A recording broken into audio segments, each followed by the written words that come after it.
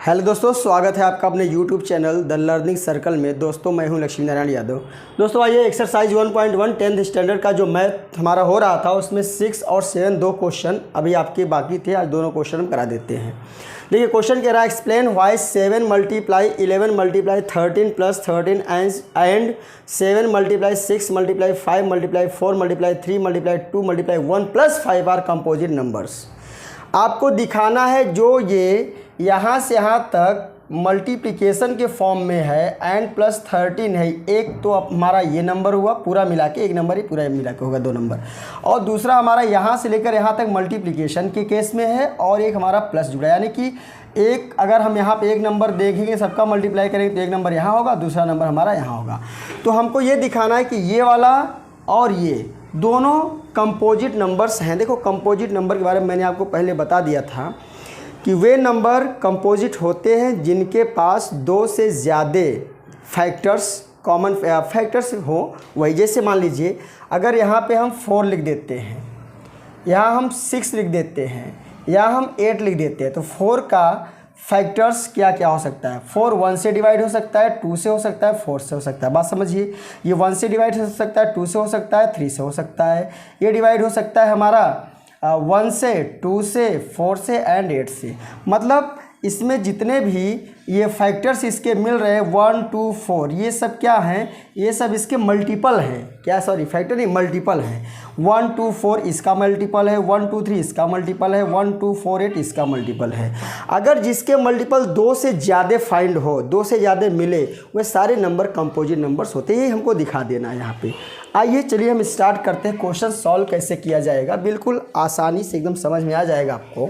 चलिए देखिए, पहले मैं इसको कंपोजिट प्रूफ करके दिखाता हूँ, उसके बाद फिर इसको कंपोजिट प्रूफ करके दिखाता हूँ 1 बाई 1। पहले इसको देखिए, मैं लिख देता हूँ 7 मल्टीप्लाई 11 मल्टीप्लाई 13 प्लस 13। देखिए इसमें होगा क्या, हमने क्या बताया, यहाँ से मल्टीप्लाई के रूप में चाहे जितने नंबर्स हों सबका मल्टीप्लाई करने पर एक ही नंबर प्राप्त होता है, यानी एक ही नंबर मिलता है। अगर प्लस माइनस लग जाए और कोई अदर यहाँ पर डिजिट लिख दिया जाए, नंबर लिख दिया जाए, तो यहाँ मिला कुल 1 एंड 1 दो नंबर यहाँ पे दिखाई दे रहे हैं। तो इन दोनों नंबर्स में हमें एक कॉमन नंबर ढूंढना है। कॉमन नंबर क्या है, देखिए इसमें वाले में भी 13 दिख रहा है, ये तो 13 है ही। तो जो 2 नंबर हमको कॉमन दिखे उसमें से एक नंबर को हम बाहर कर सकते हैं, कॉमन ले सकते हैं। ठीक है, ऐसा ब्रैकेट बनाइए। अब जो कॉमन लेते हैं उसका हम इसमें डिवाइड करते हैं, तो 13 का डिवाइड होगा, 13 कट जाएगा, बचेगा हमारा 7 मल्टीप्लाई 11 प्लस। अब 13 का डिवाइड 13 में कर दिया तो 13 1 जा 13 1 आ गया। बात समझ रहे हैं। आइए यहाँ पे देखते हैं 13 ब्रैकेट में 11 7 जा 77 हाँ, और प्लस 1। फिर आगे हम चलते हैं, 13 मल्टीप्लाई 77 1 मिलके 78 हो गया। अब यहाँ पे हमको 2 नंबर दिखाई दे रहे हैं, ठीक है ना। तो यहाँ पे this number is multiple of, अगर इसको मल्टीप्लाई करेंगे तो एक नंबर मिलेगा, एक ही नंबर मिलेगा। लेकिन यहाँ पे हम 2 नंबर को हम मल्टीप्लाई के रूप में लिख दिए, एक 13 दूसरा 78। अब आप देखिए 13 का अगर हम मल्टीपल लिखते हैं, 13 किसका किसका मल्टीपल है, तो 13 1 का होगा, 13 का होगा। ठीक है, केवल इसको देख रहे हैं। अब 71 78 का फैक्टर करें, 78 किससे किससे कटेगा आप समझिए। 78 1 से भी डिवाइड होगा, वही तो मल्टीपल होगा इसका, 2 से भी डिवाइड होगा, ठीक है, और 4 से नहीं होगा, और भी नंबर से होगा, फैक्टर करके हम देख सकते हैं। तो यहाँ पे हमको केवल 2 से ज़्यादा देखना, 2 से ज़्यादा यहाँ पे 1 2 3 4 अभी मिल गए, आगे और भी मिल सकते हैं। तो हम यहाँ लिख देंगे कि this number is multiple of, this number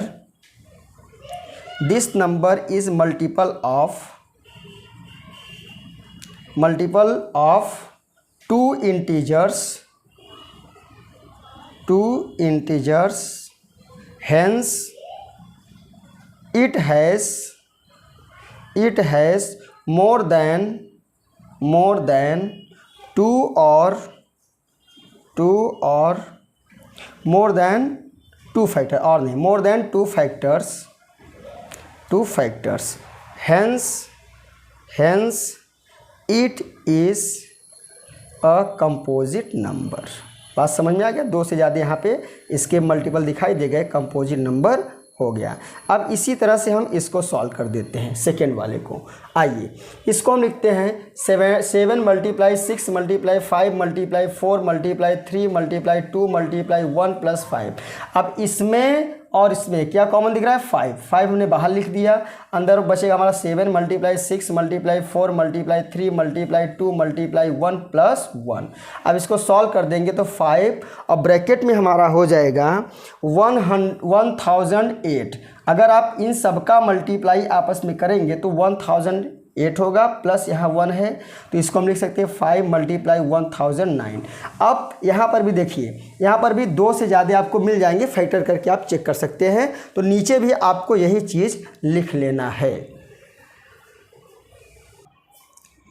friends question number 7 है, there is a circular path around a sports field, Sania takes 18 minutes to drive on round of the field while Ravi takes 12 minutes for the same. Suppose they both start at the same point and at the same time and go in the same direction. After how many minutes will they meet again at the starting point? कहने का मतलब क्या है, कोई एक sport field है, ठीक है, ये स्पोर्ट फील्ड हो गया इस तरह से।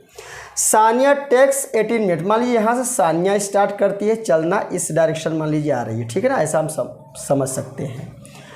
तो Sania takes 18 minutes to drive on round of the field. अगर सानिया यहाँ से चलना शुरू करती है और यहाँ पहुँचती है तो उसको कुल 18 मिनट्स लग रहे हैं। कितने मिनट्स लग रहे हैं? लंबा होगा दूर तक, ठीक है ना, 18 मिनट्स लग रहा है। और suppose and Ravi takes 12 minute, लेकिन रवि को कितना लग रहा है? यहीं से रवि भी स्टार्ट कर रहा है, कितना? रवि भी स्टार्ट कर रहा है, लेकिन रवि को यहाँ से यहाँ तक आने में कुल कितने मिनट लग जा रहे हैं? 12 मिनट्स लग रहे हैं, केवल मात्र only 12 minutes. Suppose they both start at the same point, दोनों एक ही पॉइंट से चलना शुरू करते हैं और एक ही डायरेक्शन में, इसी डायरेक्शन मान लीजिए चल रहे हैं, सानिया भी चल रही है और रवि भी चल रहा है।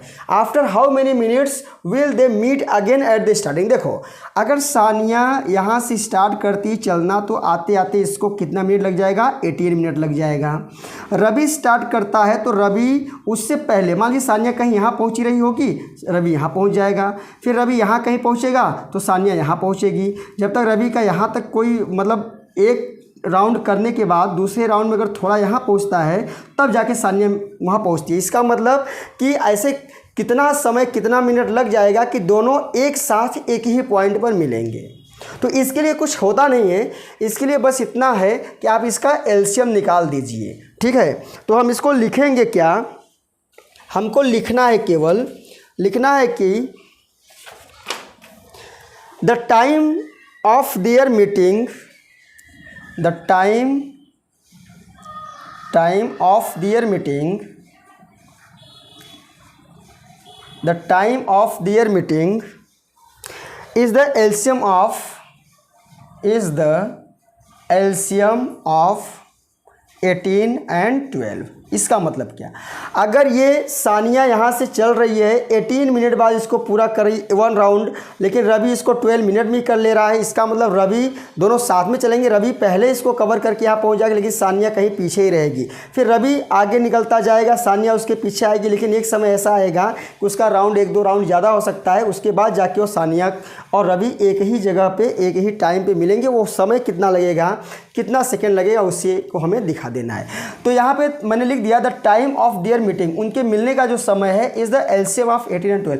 18 और 12 का एलसीएम निकाल लेते हैं मिनट में, ठीक है ना, 12 इन मिनट, ये मिनट्स में निकल जाएगा तो जाके मालूम पड़ जाए कितने मिनट बाद एक दूसरे से मिल रहे हैं। तो मैं ऐसे ही कर देता हूँ, 18 2 3 जा 6 3 जा 18 एंड 12 2 2 जा 4 3 जा 12। अब एलसीएम आप समझिए, एलसीएम बहुत सिंपल है। पहले तो हम कॉमन नंबर को देख लेते हैं, ये कॉमन है एक बार लिखा, ये कॉमन है एक बार लिखा, और जो कॉमन नहीं है ना उसको भी लिख लेते हैं, यानी 3 को भी लिख लेंगे और 2 को, इसका मल्टीप्लाई कर देंगे। 2 3 जा 6 6 3 जा 18 2 जा 36, यानी कितने समय बाद मिलेंगे? 36 मिनट्स बाद वे एक दूसरे से मिलेंगे। तो दोस्तों आज के हमारे वीडियो में बस इतना ही था। ये हमारा एक्सरसाइज 1.1 के 2 क्वेश्चन बचे थे जो मैंने आज आपको करा दिया। मुझे उम्मीद है कि ये वीडियो आपको अच्छा लगा होगा और ये क्वेश्चन भी आपको पूरी तरह से समझ में आया होगा। और अगर हमारा क्वेश्चन आपको समझ में आया होगा तो आप लाइक और कमेंट ज़रूर करिएगा और हो सके तो वीडियो को शेयर ज़रूर करिए। अगले वीडियो हम मिलेंगे एक्सरसाइज 1.2 के साथ। तब तक के लिए जय हिंद।